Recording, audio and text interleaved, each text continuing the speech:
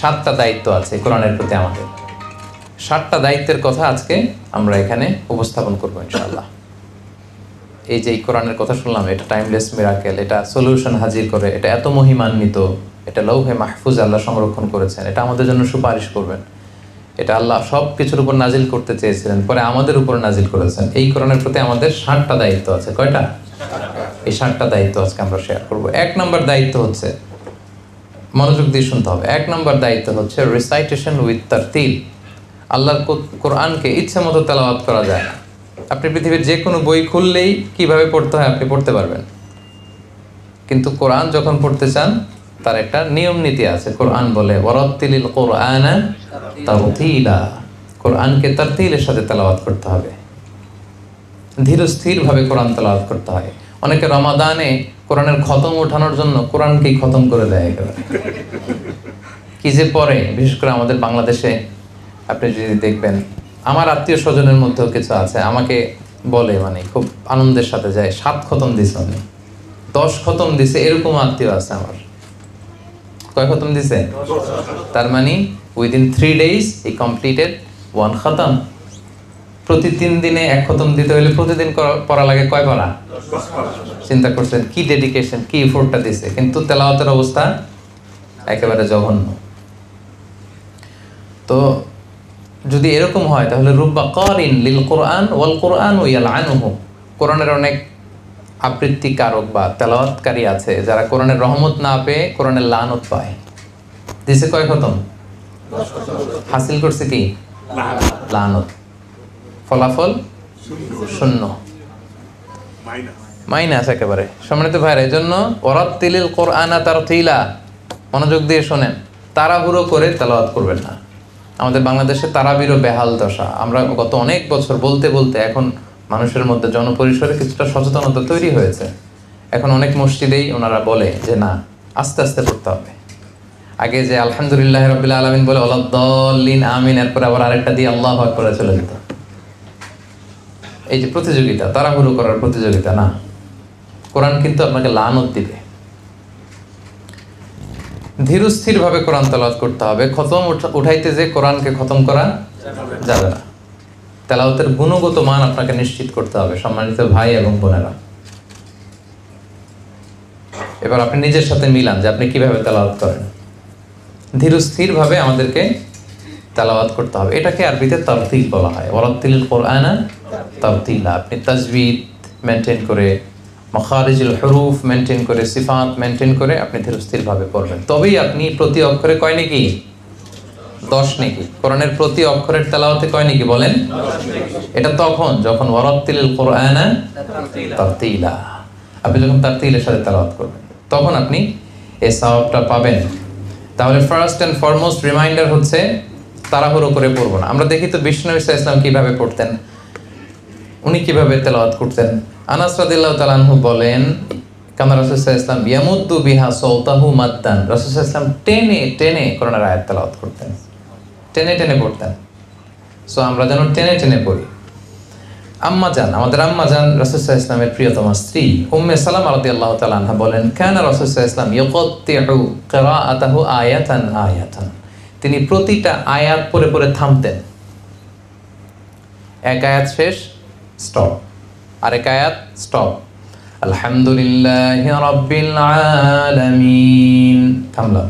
আর রহমানির রহিম, মালিকি ইয়াউমিদ্দিন, ইয়াকা না'বুদু ওয়া ইয়াকা নাস্তাঈন, থামলাম না প্রতি আয়াত পড়ে পড়ে?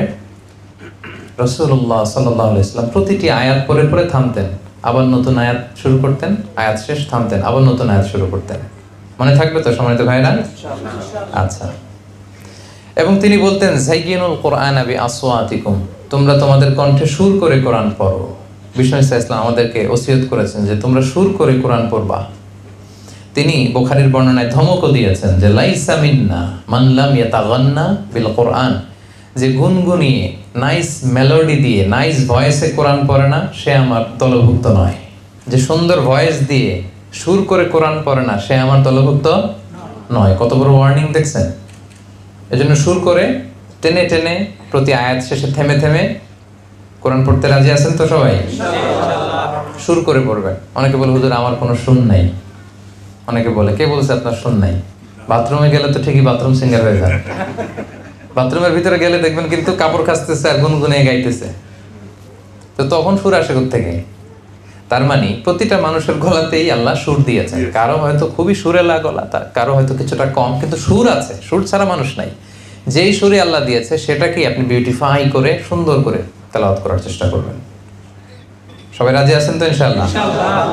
এক নাম্বার দায়িত্ব আপনারা বুঝাই দিলাম, রেসাইটেশন উইথ তারতিল, তারতিলের সাথে তেলাওয়াত করবেন ভাইরা। 2 number, listening to Quranic recitation. Quran তেলাওয়াত শুনতেও হবে।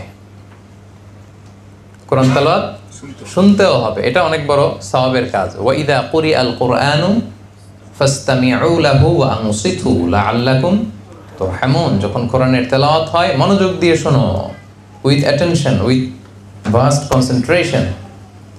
ফাসমাউ বলেন নাই, সিম্পলি শোনো না, ফাসতামিউ। এখানে অক্ষর বেশি, আরবিতে বলে কাসরাতুল মাবানি তাদুল্লু আলা কাসরাতিল মাআনি। যেই শব্দে আরবিতে অক্ষর বেশি ওটার অর্থ বেশি। আল্লাহ বলছেন ফাসতামিউ, মনোযোগ দিয়ে শোনো, লাআল্লাকুম তুরহামুন। ওয়া আনসিতু, চুপ থাকো। কোরআন তেলাওয়াতের সময় কোনো কথা চলবে না, চুপ থাকো। লাআল্লাকুম তুরহামুন, রহমতের বারিধারা নাজিল করবে কে? আল্লাহ। সুবহানাল্লাহ। কোরআন শুনলেও রহমত পাওয়া যায়, সওয়াব হয়। এজন্য বাসায় আওয়াজ করে কোরআন ছেড়ে দিয়ে রাখবেন, গাড়িতে কোরআন ছেড়ে দিয়ে রাখবেন। নাকি গাড়িতে গান ছেড়ে দিয়ে রাখেন? হ্যাঁ, যদি গান ছেড়ে দিয়েও রাখেন আজকে থেকে এটা চেঞ্জ করবেন। আরব শায়েখদের কোরআন তেলাওয়াত এটা আপলোড করে আপনি গাড়িতে শুনবেন। ওই গাড়িতে ইনশাআল্লাহ অ্যাক্সিডেন্ট হবে না ইনশাআল্লাহ বিইذনিল্লাহ। আল্লাহর তেলাওয়াত যখন শুনতেছেন অ্যাক্সিডেন্ট হবে না, আল্লাহ তাআলা হেফাজত করবেন। তো গাড়িতে যখন উঠবেন ওখানে আমরা গান চালাবো না ভাইয়েরা, কি চালাবো? মনে থাকবে সবার ইনশাআল্লাহ। হ্যাঁ, শাইখ আব্দুর রহমান আস-সুদাইসের তেলাওয়াত অনেকে পছন্দ করে, আপলোড করে নেন, ডাউনলোড করে শুনেন। শেখ সুরাইমেরটা শুনেন। তারপরে মিষ্টি কণ্ঠ যাদের শুনতে ভালো লাগে, শেখ মিশারি রাশেদ আল আফাসি, ওনার তেলাওয়াত শুনতে পারেন। বান্দার ইবনে আব্দুল আজিজ আল বালিনের তেলাওয়াত শুনতে পারেন। মাহের মা আগালির তেলাওয়াত শুনতে পারেন। আমাদের বাংলাদেশে যারা আন্তর্জাতিক পর্যায়ে কেরাতে ফাস্ট হয়ে আসে এদেরও তেলাওয়াত পাওয়া যায় সুন্দর, আপনি শুনতে পারেন। এগুলো গাড়িতে ছেড়ে দিয়ে রাখবেন, কারণ কোরআন পড়লেও সওয়াব, শুনলেও সওয়াব। তাহলে 2 নাম্বার দায়িত্ব বুঝে পাইছেন তো ইনশাআল্লাহ। আচ্ছা, 3 নাম্বার হচ্ছে teaching and learning the holy Quran. Quran শিখা এবং শেখানো। শিখা শেখানো দুইটাই ভালো কাজ। শিখতে হবে, শেখাইতে হবে, শেখার কোনো শেষ নাই। আমি বাংলাদেশে থাকতে বিভিন্ন জায়গায় কেরাতও পড়তাম, একটু একটু আলোচনাও করতাম। মিশরে যখন গিয়েছি আমাদের কেরাত তো আলহামদুলিল্লাহ শুদ্ধ ছিল, কিন্তু মিশরের অনেক আরব শায়েখদের কাছে যখন আমরা পড়তাম বলতো এইটা এইভাবে হয় না, এইভাবে, এটা এইভাবে আদায় করতে হবে। আমার এক আলজেরিয়ান শায়েখ ছিল, সে আমারে বলতেছে পড়ো, আমার আউযুবিল্লাহি হয় না এর কাছে। কি বলবো আমি, মানে হচ্ছে, সে চাচ্ছে আরো উচ্চ মাকামের। হ্যাঁ, তা আমাকে সে আরবি কবিতা দিয়ে ঠিক করে দিতেছে। আমাকে বলতেছে ওয়ারাক্কিল হামজাতা মিন আউযু ওয়া ফাখমিত তাআ দাল মাশযুযু ওয়া শানশিনিশ শিনা ফিশ শাইতানি আফাহিমতা ইয়া মিজানার রহমানি। মানে কবিতা বানায় আমাকে ঠিক করে দিতেছে। বলতেছে রাক্কিল হামজা ফি আউযু, আউযুর মধ্যে আউযু, আউযু আ বলতে গেলে আরো চিকন করবা।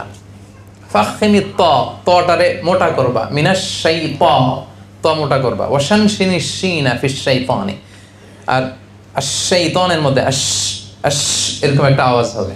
তো এগুলো তো আমরা আদায় করি না। তো সে আমাকে এরকম উচ্চাঙ্গের কেরাতের উচ্চমানের কেরাত শিক্ষা দিচ্ছিল। তার মানে শিক্ষার শেষ নাই। তো শায়েখকে আমি প্রায় শোনাতাম। শোনাবেন, একজন ভালো শায়েখ পেলেই শোনাবেন। আমি আমার ইউনিভার্সিটিতে অনেক হাফেজদেরকে কোরআন শোনাই, পেলেই আমি বলি একটু শোনো আমার কোরআন। আর আরব শায়েখদের পেলে তো কথাই নেই, আমি সুযোগ পেলে বলি যে একটু শোনেন। তো আপনি কোরআন শোনাবেন, কারণ কোরআন শিখানো it's a life long process, এটা শেষ নাই। খায়রুকুম মান তাআল্লামাল কুরআনা ওয়া আল্লামাহু, the best person among you who learns Quran and teaches it to others.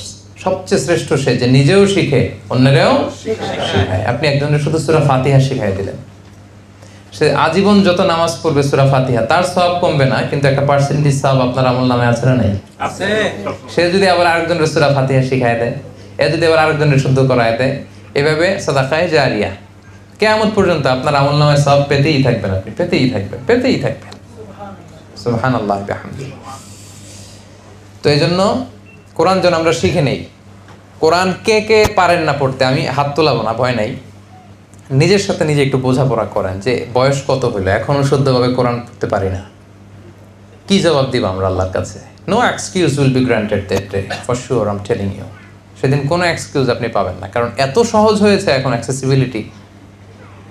রবিবারে কোরআনের ক্লাস হয়, অনলাইনে কোরআনের কোর্স হয়, অভাব নাই। কি এক্সকিউজ দিবেন আপনি আল্লাহর কাছে সেদিন? সব পারেন, কোরআন পারেন না কেন? আপনি পারেন না কেন? আপনার একটা শক্ত সিদ্ধান্তই পারে আপনাকে কোরআনের ছাত্র বানাতে। আজকের এই কায়েদ ফাউন্ডেশনের এই প্রোগ্রাম থেকে সিদ্ধান্ত নেন, তওবা করেন। যারা এখনো কোরআন শিখেন নাই, যে আল্লাহ তুমি এত দামি দামি কথা আমাদের জন্য পাঠাইছো, কি বললাম, আমি পড়ার সৌভাগ্যটাই অর্জন করলাম না, আমার মতো হতভাগা তো আর কেউ হতে পারে না।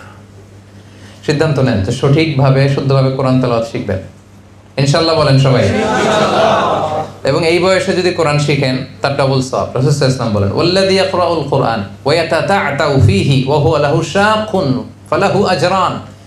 যে কোরআন পড়তে যে ইয়াতাতা'তাউ, এর অর্থ হচ্ছে জিহ্বায় আটকে যায়। পড়তে গেলে বয়স হয়েছে 50, এখন জিহ্বা মোটা হয়ে গেছে, পড়া যায় না, আটকে যায়, এর ডাবল সওয়াব। কোরআন পড়তেছে এই সওয়াব, আর ওই যে আটকে যাচ্ছে ওইটার সওয়াব। সুবহানাল্লাহ বিহামদিহি। কত সহজ করে দিচ্ছে আল্লাহ। তো এই জন্য আমরা কোরআন শিখবো, শিখাবো। রাসূলুল্লাহ সাল্লাল্লাহু আলাইহি সাল্লামের কাছে জিবরাইল আলাইহিস সালাম প্রতি রমাদানে পুরো কোরআনটা রিভাইজ করে শোনাতেন। সারা বছর যা নাজিল হয়েছে জিবরাইল ইসলাম রিভাইজ করতেন। এবার জিবরাইল ইসলাম চুপ, রাসূল সাল্লাল্লাহু আলাইহি সাল্লাম পড়তেন, রিভাইজ করতেন, জিবরাইল শুনতো। যে বছর রাসূল সাল্লাল্লাহু আলাইহি সাল্লাম ইন্তেকাল করবেন, ওই বছর পুরো কোরআনটা জিবরাইল রাসূল সাল্লাল্লাহু আলাইহি সাল্লামকে 2 বার শুনিয়েছেন। রাসূল সাল্লাল্লাহু আলাইহি সাল্লাম জিবরাইল ইসলামকে 2 বার শুনিয়েছেন। কোরআন এমনি এমনি আসে নাই আমাদের কাছে, এটাতে অনেক ইফোর্ট, অনেক ডেডিকেশন, অনেক ব্যাপার ছিল। এবং স্বয়ং রাসূলুল্লাহ সাল্লাল্লাহু আলাইহি ওয়াসাল্লাম, আমরা তো মানুষের কাছে কোরআন শোনাইতে গেলে লজ্জা লাগে, রাসূলুল্লাহ সাল্লাল্লাহু আলাইহি ওয়াসাল্লাম সাহাবীদেরকে কোরআন শোনাতেন। সাহাবীদের মধ্যে সবচেয়ে বড় কারি সাহাবী ছিল উবাই ইবনে কাব। উবাই ইবনে কাবের কাছে যে রাসূল সাল্লাল্লাহু আলাইহি ওয়াসাল্লাম বলেন, ইয়া উবাই ইন্নাল্লাহা আমারানি আন আকরা আলাইকা কুরআন। হে উবাই, আল্লাহ আমাকে আদেশ দিয়েছে আমি যেন তোমারে কোরআন শোনাই। হে উবাই, আল্লাহ আমাকে অর্ডার করেছে আমি যেন তোমার কাছে যে কোরআন করি, তোমারে কোরআন শোনাই। উবাই বিশ্বাস করতে পারলেন না। উনি বললেন, কি বললেন? ইয়া রাসূলুল্লাহ, আল্লাহু সাম্মানি, আল্লাহ আমার নামটা, সরাসরি আমার নামটা ধরে বলছে। আল্লাহু সাম্মানি?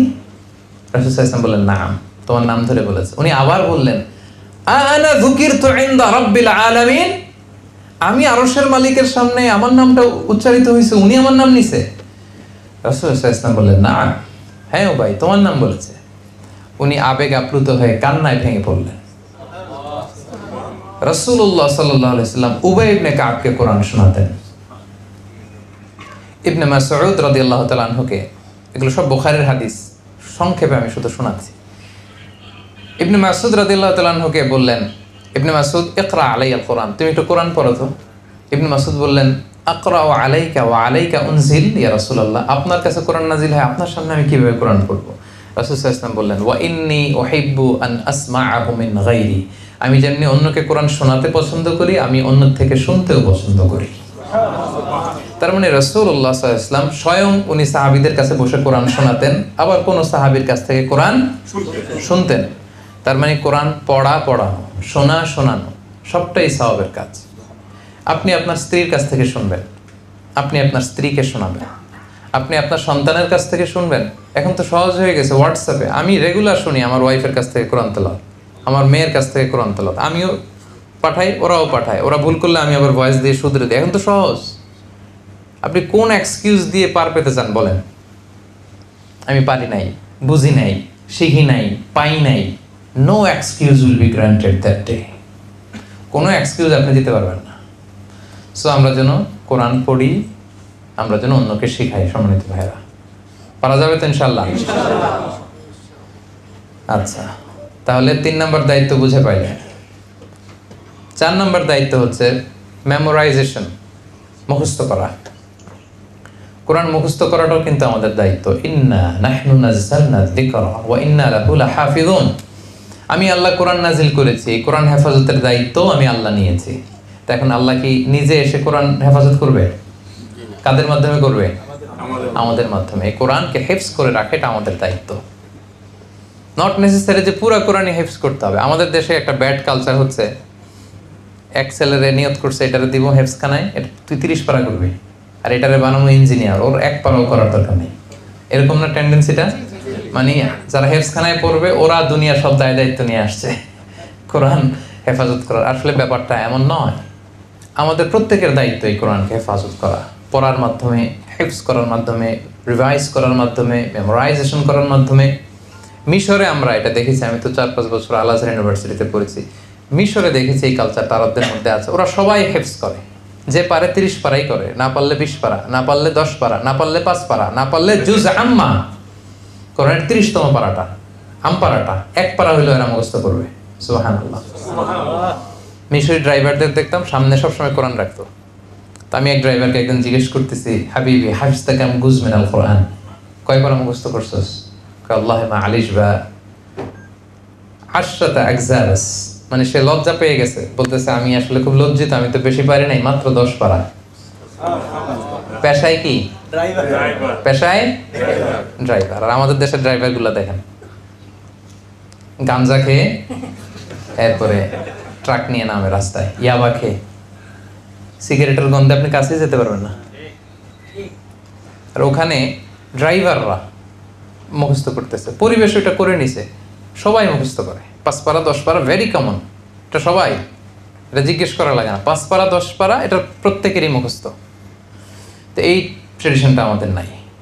এবং দেশের বাইরে বিভিন্ন জায়গায় কিন্তু পার্ট টাইম তাহফিজ সেন্টার আছে। আমার ছেলে ইঞ্জিনিয়ার হোক না অসুবিধা কি, ও লয়ার হোক না অসুবিধা কি, ও পার্ট টাইম তাহফিজ করবে, 5 পারা 10 পারা যতটুকু পারে মুখস্থ করবে। তো এটা পারা যাবে না আমাদের? বেশি না পারি, আমরা ছোট ছোট সূরাগুলো মুখস্থ করতে পারবো না? কথা বলেন। সূরাতুদ দোহা, সূরাতুশ শামস, সূরাতুল আ'লা, এগুলো মুখস্থ করতে পারবো না আমরা? তা আমরা যেন কিছু অংশ মেমোরাইজ করি কোরআনের। একটা নিয়ত করেন না আপনি, আপনার শক্ত সিদ্ধান্তই পারবে আপনাকে জান্নাতের দিকে 1 ধাপ এগিয়ে নিতে। শক্ত সিদ্ধান্ত, but the decision is yours. সিদ্ধান্ত আপনার। ফায়ুলবাসু তাজাল কারামা, আপনাকে একটা স্পেশাল ক্রাউন পরানো হবে কোটি মানুষের সামনে কিয়ামতের দিন, যারা কোরআন হেফজ করবে। এজন্য নিয়ত করেন ছেলেমেয়েদেরকে হাফেজ বানাবেন। নিজে না পারলেও হাফেজ ছেলেমেয়েদের বাবা মা তো হতে পারবেন। কি বলেন? ইনশাআল্লাহ বিইذنিল্লাহ। এবং আল্লাহর হাবিব সাল্লাল্লাহু আলাইহি ওয়াসাল্লাম বলেছেন, যারা কোরআন হেফজ করে তারা আহলুল্লাহি ওয়া খাসাতু, আল্লাহর স্পেশাল মানুষ, কাছের মানুষ। সো আমরা যেন কোরআন হেফজ করি। কোরআনের প্রতি 4 নম্বর দায়িত্ব হচ্ছে কোরআনকে হেফজ করে রাখা, memorization of the holy book of the Quran. যতটুকু পারি আমরা নিয়ত করি।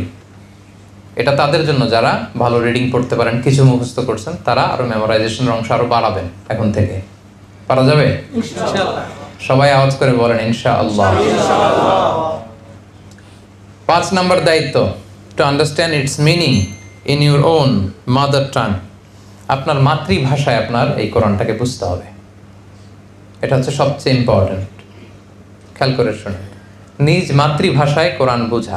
কারণ আল্লাহ তাআলা যা বলার সব বলে দিয়েছেন। যা আসমান থেকে নাজিল হওয়া সব নাজিল হয়েছে, নতুন করে কিছু নাজিল হবে না? বলেন বলেন, নাজিল হবে? আর কোন নবী আসবে? যা নাজিল হওয়া, যা আসা সব চলে এসেছে, যা বলার সব বলে দিয়েছেন। এটা বুঝতে হবে আপনাকে। আপনি ইউএস এর এম্বাসিতে কোনো একটা অ্যাপ্লাই করছেন, ওখান থেকে ইংরেজিতে লেটার পাঠিয়েছে, বুঝেন না, তো এটা নিয়ে কি বসে থাকেন? কি করেন? হ্যাঁ, ট্রান্সলেট করেন, গুগল ট্রান্সলেটের কাছে যান, যে ইংরেজিতে এক্সপার্ট ওর কাছে যান। চায়না যাবে আপনার ছেলে, বাংলাদেশে আমার সাথেই তো ঘটছে এরকম। মিশরে যাবে এক ভদ্রমহিলার ছেলে, তো ওখানে কোম্পানি থেকে যে আরবি লেটার আসছে কিছু বুঝে না, আমার কাছে চলে আসছে। আমি ছুটিতে গেছিলাম দেশে, ভাবছি উনি মিশরে পড়ছেন, তো আরবি বুঝে। হ্যাঁ, আমরা তো আরবি বুঝি। তো ওইটা বোঝার জন্য ঠিকই কত মাইল পাড়ি দিয়ে আমার বাসায় আসছে। ইংরেজি না বুঝলে কত মাইল পাড়ি দিয়ে ইংলিশ ল্যাঙ্গুয়েজ সেন্টারে যান, চাইনিজ না পারলে চাইনিজে যান। সব তো পারেন আপনি, কম বোঝেন না তো দুনিয়ার বিষয়। এটা বোঝেন না কেন? এখানে এত গাফলতি কেন? বুঝতে হবে আপনাকে। বাংলা ভাষায় একজন হিন্দু, কেউ কেউ বলেন সর্বপ্রথম, আবার কেউ কেউ বলেন না প্রথম না, তবে উনি কাজটা করেছিলেন। কোরআন শুরুর দিকে একজন কোরআনের অনুবাদ করেছিলেন, পুরো কোরআন। নাম কি? গিরিশচন্দ্র সেন। ধর্ম হিন্দু। ধর্ম কি? হিন্দু। তো হিন্দু হয়ে কোরআনের অর্থ বোঝে, তুমি বোঝো না কেন? আল্লাহ যদি এটা বলে, সিম্পল, হিন্দুর বেটা হয়ে কোরআন অর্থ বুঝতে পারলো, তুমি পারলা না কেন? তোমার কি এক্সকিউজ? ও পারলো তো হিন্দু, তো তুমি পারলা না কেন? কি উত্তর দিবেন বলেন? So no excuse will be granted that day. সেদিন কোনো এক্সকিউজ কিন্তু গ্রহণ হবে না। সম্মানিত ভাই এবং বোনেরা, আমরা যেন মাতৃভাষায় এই কোরআনের মেসেজগুলো হৃদয়ঙ্গম করার চেষ্টা করি। কোরআনের অনুবাদ আছে, বঙ্গানুবাদ আছে, মর্মবাণী আছে। এই স্মার্টফোন নাই এরকম তো কোনো লোকই নাই এই হলরুমে, তাই না? এইখানে আপনি অ্যাপস ডাউনলোড করতে পারবেন। সিম্পলি প্লে স্টোরে যে বা অ্যাপ স্টোরে যে বাংলা কোরআন লিখলে চলে আসতেছে। 114টা চ্যাপ্টার, কত নবীদের কাহিনী, কত আদেশ নিষেধ, জীবন পরিবর্তন করার মতো কত বার্তা, কত মেসেজ। আপনি তো সব মিস করতেছেন এগুলো যদি না পড়ে থাকে। আপনি যে কি মিস করতেছেন আপনি নিজেও জানেন না। এজন্য নিয়ত করেন আপনি কোরআন অর্থসহ পড়বেন, বঙ্গানুবাদ। সূরাতুল ইখলাসের অর্থটাই পড়েন না, কুল হুয়াল্লাহু আহাদ আল্লাহুস সামাদ লাম ইয়ালিদ ওয়া লাম ইউলাদ ওয়া লাম ইয়াকুল লাহু কুফুয়ান আহাদ। এত সহজভাবে, এত ছোট্ট পরিসরে, এত প্রিসাইজলি আল্লাহ নিজের পরিচয় দিচ্ছেন। লাম ইয়ালিদ ওয়া লাম ইউলাদ, তিনি কাউকে জন্ম দেনওনি, কারো কাছ থেকে জন্ম নেনওনি। ওয়া লাম ইয়াকুল লাহু কুফুয়ান আহাদ, তার সমকক্ষ কেউ নাই, তার মতো কেউ নাই, তিনি তার মতো। সুবহানাল্লাহ, কি সুন্দর মেসেজ তিনি দিয়েছেন। মহাবিশ্ব সম্পর্কে কত কিছু বলেছেন, মানব জাতি কিভাবে আসলো, জিন জাতি কিভাবে আসলো, নবীদের হিস্ট্রি কি, রাসূল সাল্লাল্লাহু আলাইহি ওয়াসাল্লামের জীবনে কি কি ঘটেছে, সব কোরআনে আল্লাহ বলে দিয়েছেন, কিছু বাকি রাখে নাই। আল্লাহ বলেছেন আফালা ইয়াতাদাব্বারুনাল কোরআন, কোরআনকে একটু পড়বা, একটু বুঝবা, একটু হৃদয়ঙ্গম করবা, একটু রিফ্লেকশনগুলো নিয়ে ঘাটাঘাটি করবা, একটু সময় হয় না?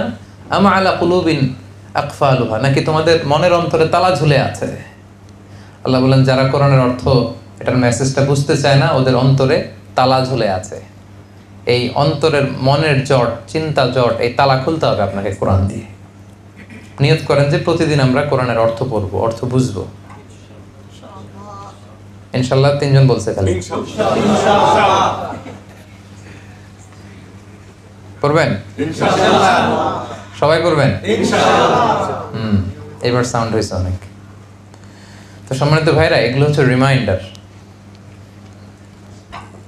শক্ত একটা সিদ্ধান্ত আপনাকে নিতে হবে যে আমি কোরআন যদি না পারি আমি পড়তে শিখব, আমি যদি পড়তে পারি আমি পরিমাণ বাড়াবো, আমি কিছু সূরা মুখস্থ করব, এরপরে আমি মাতৃভাষায় কোরআন পড়বো। আমি অনেক ইংরেজি পড়ুয়া মানুষকে চিনি, মাদ্রাসায় পড়ে নাই, কোনোদিন যায় নাই, ইংরেজি পড়ুয়া প্রতি রমাদানে কোরআনটাকে শুরু থেকে শেষ পর্যন্ত অনুবাদ পড়ে। সহিহ বুখারী অনুবাদ পড়ে ফেলেছে, মুসলিম অনুবাদ পড়ে ফেলেছে। তো এরা ইংরেজি পড়ুয়া হয়ে পারলে আমরা পারবো না কেন? কি বলেন? হ্যাঁ, জাস্ট একটু চেষ্টার ব্যাপার, একটু আপনার শক্ত সিদ্ধান্তের ব্যাপার। আপনাকে শক্ত একটা সিদ্ধান্ত নিতে হবে যে আমি কোরআনের শুরু থেকে শেষ পর্যন্ত আল্লাহ কি বলেছে আমি শুনতে চাই। মনে চায় না?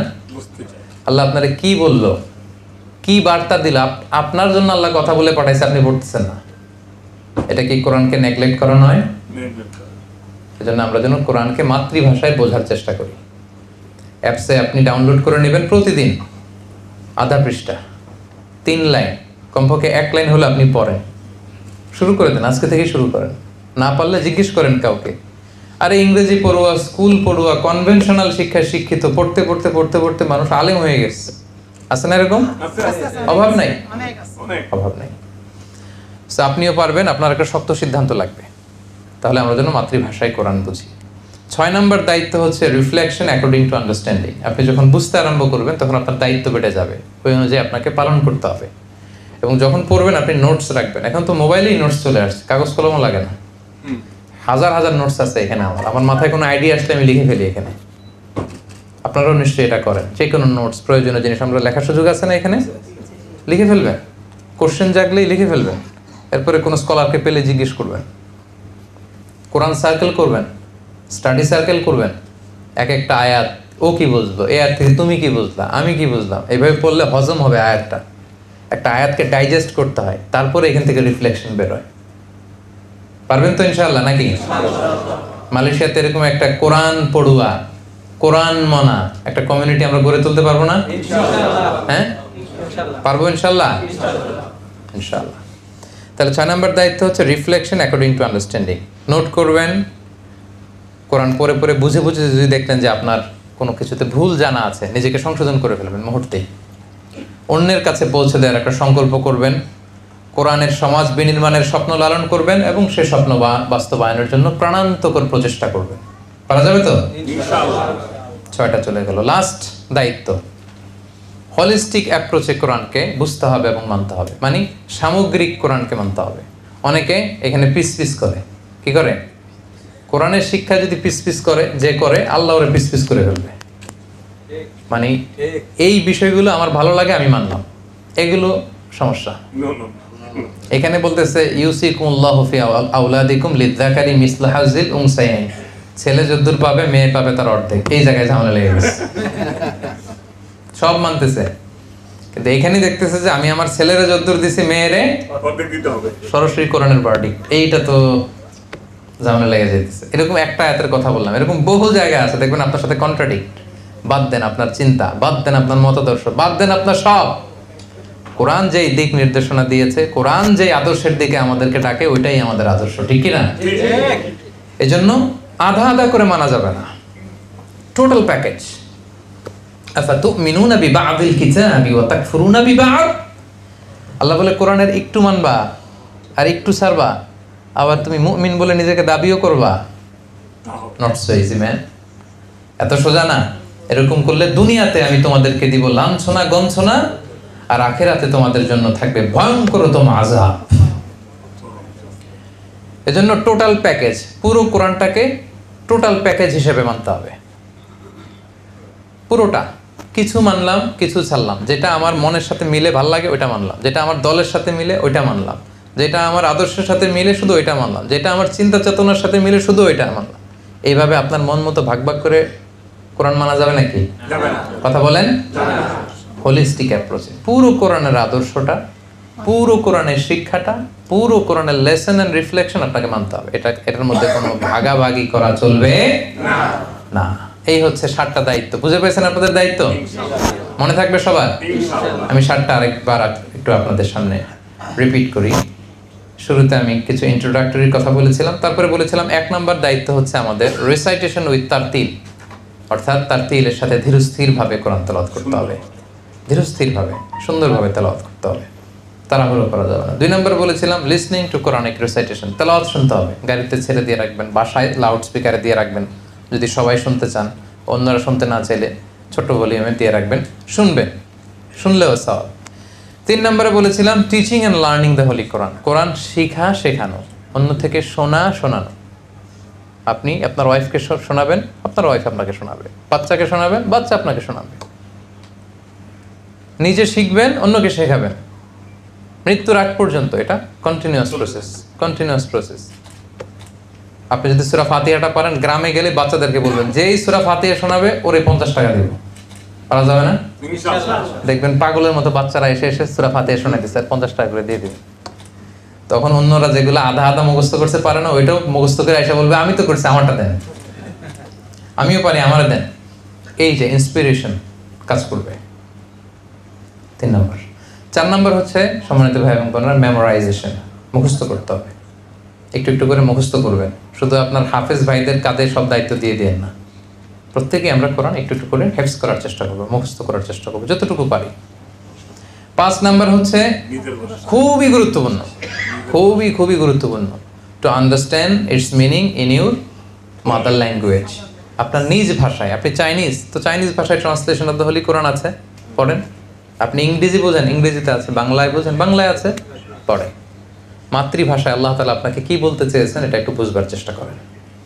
6 নম্বর রিফ্লেকশন অ্যাকর্ডিং টু আন্ডারস্ট্যান্ডিং, যা বুঝলেন সেটা মানার চেষ্টা করেন। সব শেষে হচ্ছে হোলিস্টিক অ্যাপ্রোচে মানবেন, কিছু মানবো কিছু মানবো না এরকম ভাগাভাগি করবেন না ভাইয়া।